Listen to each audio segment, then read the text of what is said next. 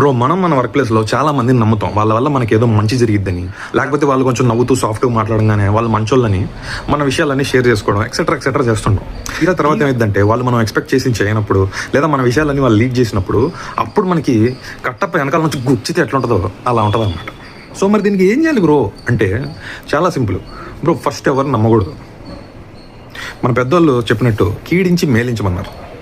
అంటే ఫస్ట్ అందరినీ ఎదవల కింద వేసుకోవాలి. మీ ఆఫీస్లో ఎవరైతే ఉన్నారో అందరినీ ఎదవల కింద వేసుకోవాలి. మీ మేనేజరు, మీ హెచ్ఆర్, మీ కొలీగు, మీ పక్కనోడు అందరినీ ఎదవల కింద వేసేసుకోవాలి.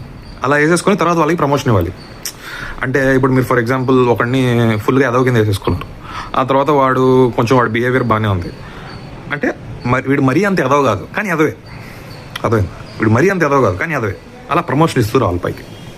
అప్పుడు ఏమైందంటే మీరు ఆల్రెడీ వాడు ఎదవ అనుకున్నారు కాబట్టి వాడు ఏమన్నా అటు ఇటు పనులు చేసినా కానీ, లేదా మన విషయాలు లీక్ చేసినా కానీ, లేకపోతే మనం ఎక్స్పెక్ట్ చేసింది, లేకపోతే మనకి హైక్ లెటర్లో మనకి పర్సంటేజ్ కానీ ఎక్సెట్రా ఏది ఇవ్వకపోయినా కానీ మనం ఏమనుకుంటాం అంటే ఆల్రెడీ ఎదవ అనుకున్నాం కాబట్టి మనకు అంత బాధ ఉంటుంది. అదే ఒకవేళ వాడు మంచోడు అనుకొని వాడు ఎదవ పని చేసినప్పుడు మనకు చాలా బాధ ఇస్తుంది.